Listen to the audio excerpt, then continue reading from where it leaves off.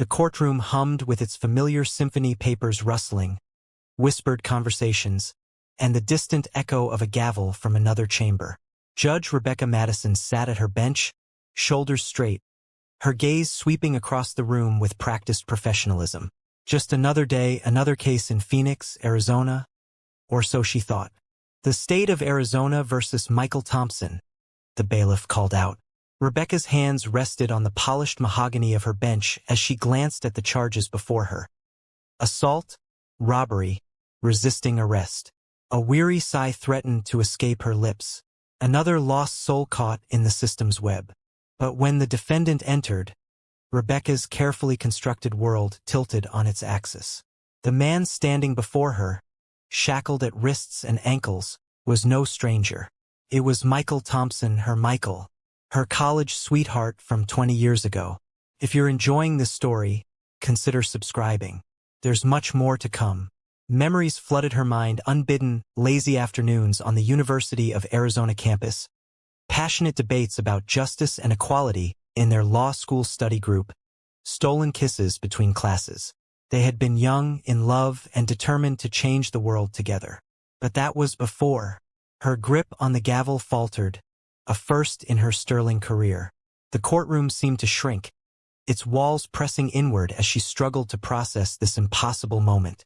Michael looked up, his deep brown eyes carrying the same soulful intensity she remembered, though now lined with years of hardship. Recognition flickered across his face before he quickly looked away, his broad shoulders hunching slightly. The courtroom waited in expectant silence. "Mr. Thompson," Rebecca forced herself to speak, her voice steadier than she felt. "You stand accused of assault and robbery. How do you plead?" "Not guilty, Your Honor." His voice was rougher than she remembered, but it still sent shivers down her spine. As the prosecutor began their opening statements, Rebecca's mind raced. This wasn't just any case. This was Michael, the man she'd once planned to marry, the relationship that had ended when she chose career over love, succumbing to family pressures about their interracial relationship. And now, somehow, she had to find a way to separate their past from her present before it was too late. As the prosecution prepared their case, Rebecca's mind drifted to a time before her black robes and gavel, before the weight of justice rested on her shoulders. The year was 2003, and the University of Arizona's law library had become their sanctuary. She could still picture Michael hunched over constitutional law books, his passionate voice carrying through the quiet study spaces as they debated landmark cases.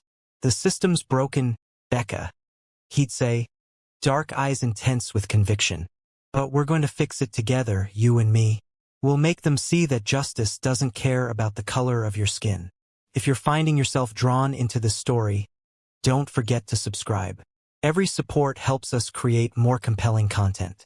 Their love had bloomed against a backdrop of legal precedents and civil rights discussions. Rebecca, from her privileged background in Phoenix's affluent Arcadia neighborhood, and Michael, the brilliant scholarship student from South Phoenix, had found common ground in their shared dreams of reforming the justice system. But the world wasn't ready for their love story. Rebecca's father, senior partner at Madison and Associates, had made that crystal clear during that fateful dinner in their Paradise Valley mansion. "Think about your future, Rebecca," he'd said, his voice cold as the crystal glasses on their dining table. "Do you really want to throw away generations of connections? The firm's reputation? Our family's standing?" She'd chosen wrong that night. The look in Michael's eyes when she'd ended things still haunted her. Not anger, but disappointment, understanding, as if he'd been expecting it all along. Now, 20 years later, the prosecutor's voice cut through her memories. "The state will prove that on the night of March 15th, the defendant, Michael Thompson, entered Desert Mart on East McDowell Road with the intention to commit robbery." Rebecca studied Michael as the evidence was presented. His once athletic frame had grown leaner, his temples touched with gray. But there was something else, a dignity in his bearing that prison jumpsuits couldn't diminish. The prosecution's case seemed solid on the surface.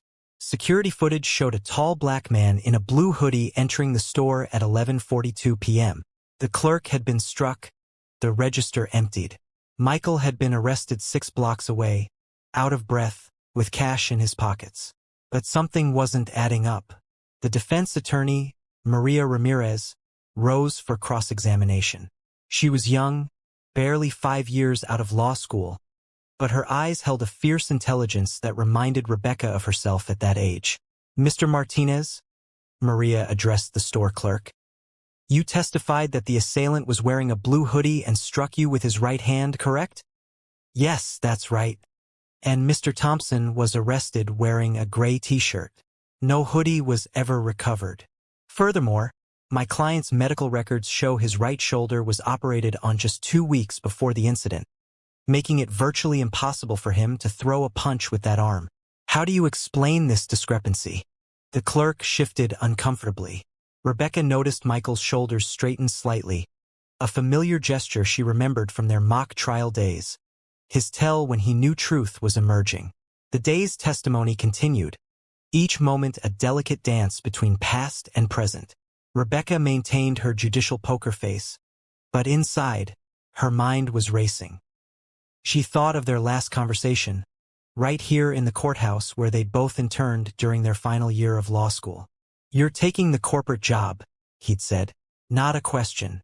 Michael, please understand." "I do understand, Rebecca. Better than you think. You're choosing the path of least resistance. But someday, you'll have to decide what matters more, keeping things comfortable or making them right." Those words echoed in her head now as she watched the trial unfold.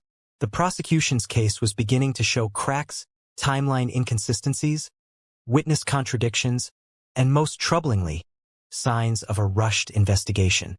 "Your Honor," Maria Ramirez's voice cut through the courtroom, "the defense would like to present new evidence that was just made available to us this morning." Rebecca's heart skipped a beat. This was the moment where her past and present would truly collide.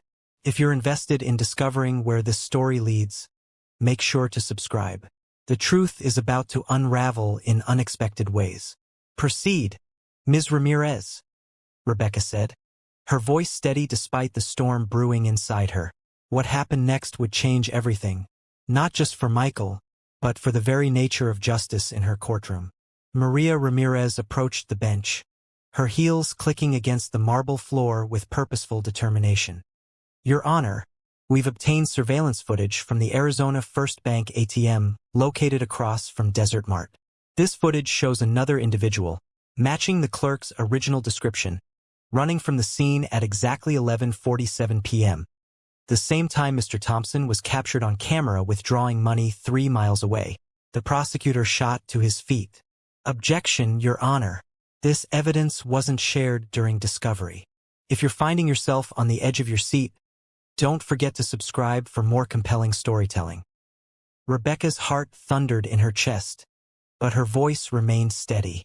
"Ms. Ramirez, explain why this evidence is only surfacing now."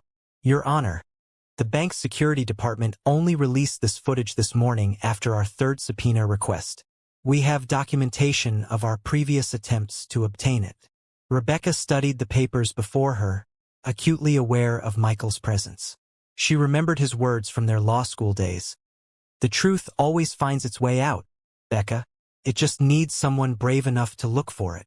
"I'll allow it," she ruled. "Proceed." The courtroom lights dimmed as the new footage played.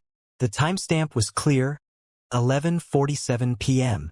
Michael Thompson stood at the ATM, his gray t-shirt visible under the harsh bank lighting. The receipt from his withdrawal would later confirm the exact time, an alibi written in banking records and pixels. But it was the second video that sent shockwaves through the courtroom.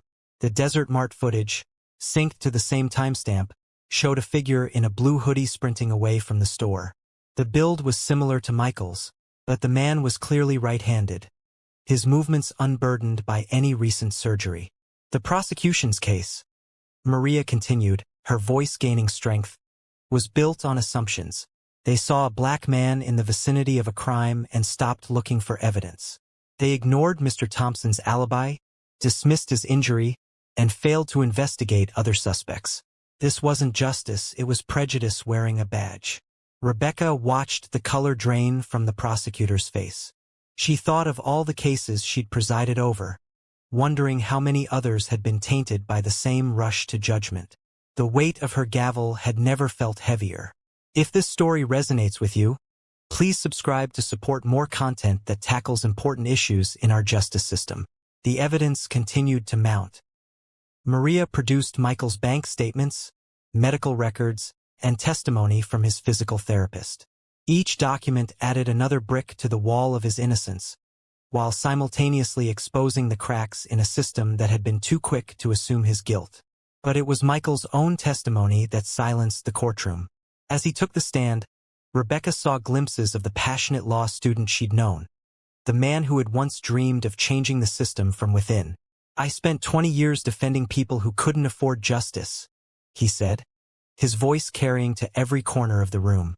After law school, I opened a small practice in South Phoenix, pro bono work mostly, because I believed everyone deserved a fair shot in court. The night I was arrested, I just left my office. A client needed bail money, a 19-year-old kid caught in the wrong place at the wrong time. That's why I was at the ATM. That's why I had cash on me. I was doing what I've always done, trying to help someone who had nowhere else to turn. The irony wasn't lost on anyone in the courtroom. The man who had dedicated his life to justice had become another victim of its failures. As the final pieces of evidence were presented, Rebecca felt the full weight of the moment. She wasn't just presiding over a case anymore. She was witnessing the intersection of personal redemption and systemic failure, of lost love and found truth. The prosecution's case had crumbled, but the real verdict wouldn't just be about Michael's innocence. It would be about acknowledging a deeper guilt, the guilt of a system that too often saw color before character, assumptions before evidence. And for Rebecca Madison, it would be about facing her own past choices, about finally choosing truth over comfort, justice over convenience. The morning of the verdict dawned with an electric tension that seemed to pulse through the courthouse walls. Rebecca Madison stood before her mirror in chambers, adjusting her robes with trembling fingers. 20 years of judicial experience hadn't prepared her for this moment. If you've been following this journey, please subscribe to support more stories that matter. The courtroom filled slowly, reporters with their notepads, law students eager to witness justice in action, and citizens drawn by the growing controversy surrounding the case. Michael sat at the defense table, his dignity intact despite the orange jumpsuit and chains that still bound him. "All rise," the bailiff called out. "The Superior Court of Arizona, Maricopa County, is now in session, the Honorable Judge Rebecca Madison presiding." Rebecca's voice carried across the hushed courtroom. "Before we proceed with the verdict, I have something to address." She removed her reading glasses, her gaze sweeping across the room. "In my 20 years on this bench, I've strived to uphold the principles of blind justice. But this case has forced me to confront an uncomfortable truth. Sometimes our blindness extends beyond justice to our own biases. The evidence presented in this courtroom hasn't just proven Mr. Thompson's innocence. It has exposed a systemic failure, a rush to judgment based on preconceptions and prejudice. As officers of the court, we must do better. If this message resonates with you, consider subscribing to support more content that challenges our perspectives." The jury foreman stood, hands trembling slightly as she held the verdict. The piece of paper seemed too small to carry such weight. "In the case of the state of Arizona versus Michael Thompson, on the count of armed robbery, we find the defendant not guilty. On the count of assault, we find the defendant not guilty." The courtroom erupted in a cascade of reactions, gasps, tears, and muffled celebrations. But Rebecca's eyes were fixed on Michael, who sat perfectly still, tears streaming silently down his face. "Mr. Thompson," Rebecca's voice cut through the chaos, "you are hereby released from custody. The state of Arizona owes you not just your freedom, but an apology." Later that evening, as the courthouse emptied and the sun painted the desert sky in shades of purple and gold, Rebecca found Michael waiting in the parking lot. He'd changed into a suit charcoal gray, crisp white shirt, the same colors he'd worn during their law school graduation. "You did good in there, Becca," he said softly, using her old nickname for the first time in 20 years. I did what was right. Finally. She stepped closer, her heels clicking against the asphalt. Michael, about what happened back then. He held up a hand, a gentle smile crossing his face. We were different people then. You were a girl trying to please her father. I was a boy thinking I could change the world overnight. And now? She asked, her voice barely a whisper. Now I run a legal clinic in South Phoenix. We help people who can't afford justice, people like I almost became. And you're exactly where you need to be, making real change from that bench. If you're moved by this story of redemption and justice, please subscribe for more powerful narratives. Rebecca reached into her briefcase, pulling out a business card. The system needs reform, Michael. Real, meaningful change. And I think maybe it's time we finished what we started 20 years ago. His eyebrows raised. What are you suggesting? A partnership. Your clinic, my connections. We could create a program for reviewing cases like yours, cases where bias might have clouded judgment. We could train law enforcement, educate judges, create real systemic change. Michael studied the card, then her face. You know this won't be easy. You'll face resistance, especially from your father's old crowd. I know, she smiled, the weight of years lifting from her shoulders. But someone once told me that someday I'd have to choose between keeping things comfortable and making them right. He laughed then, a deep, rich sound that echoed across the parking lot. Using my own words against me, Your Honor? Consider it precedent, counselor. If this story has touched you, please subscribe to support more content that explores justice, redemption, and second chances. As they walked toward their cars, discussing plans and possibilities, the setting sun cast long shadows behind them, shadows that seemed to merge and dance together, just as they had 20 years ago on the law school campus. Sometimes, Rebecca realized, justice isn't just about right and wrong. Sometimes it's about having the courage to face your past, to acknowledge your mistakes, and to fight for what's right even when it means dismantling the very system that gave you power. The Arizona sky darkened to indigo, stars beginning to twinkle above the courthouse dome. But for Rebecca Madison and Michael Thompson, it felt like dawn, a new beginning, a second chance, not just for them, but for justice itself. This wasn't just a story about a judge and her former love. It was a testament to the power of truth, the possibility of redemption, and the endless human capacity for change. In the end, true justice isn't blind, it sees clearly, feels deeply, and acts courageously.